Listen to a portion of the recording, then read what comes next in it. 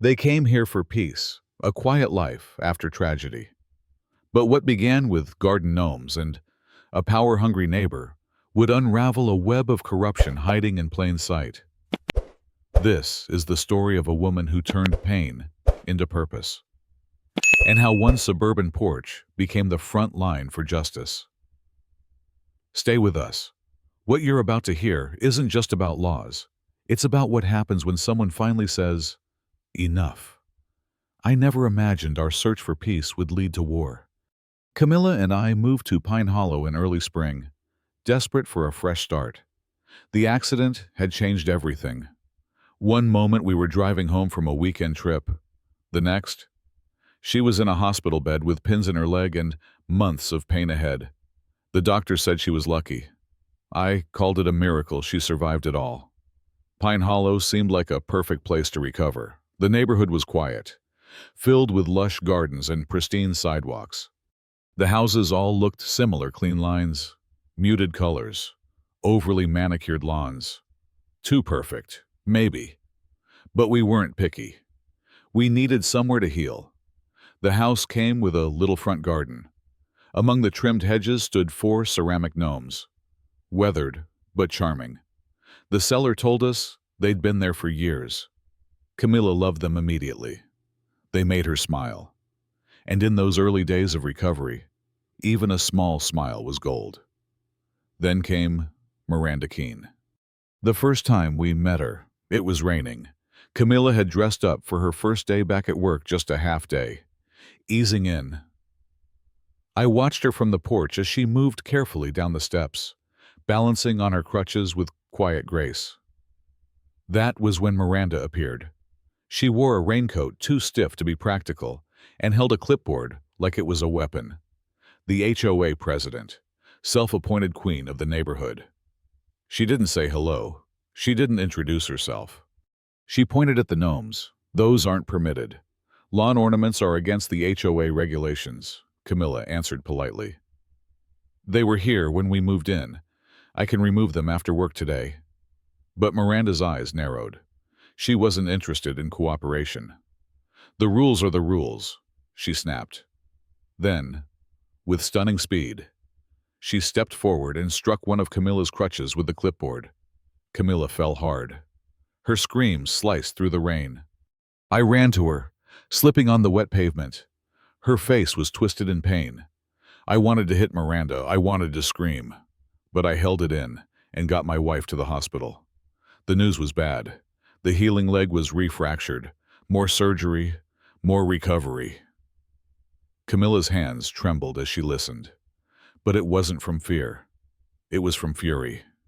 That night, back in bed, leg wrapped in ice and pain meds dulling her voice.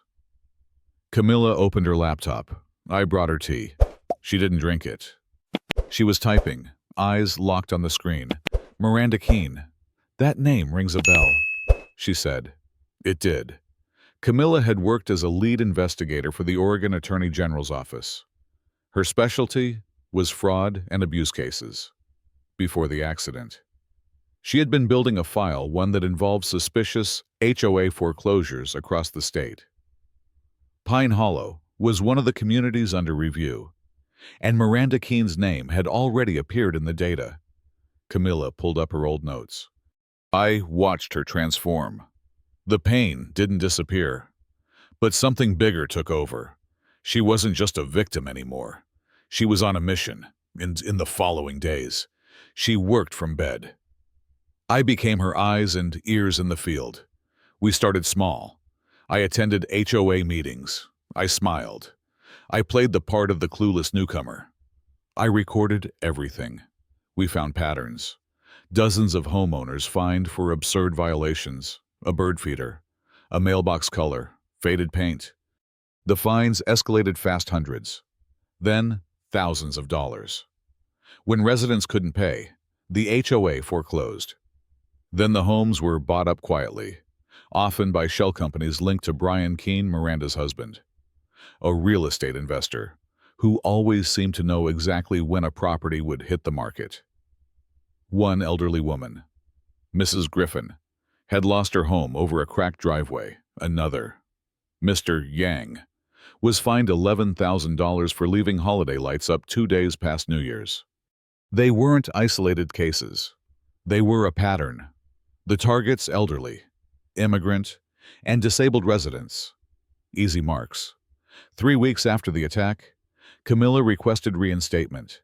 The AG approved it within hours. She was back on the case. She compiled everything: forged signatures, fake inspections, bribes to board members.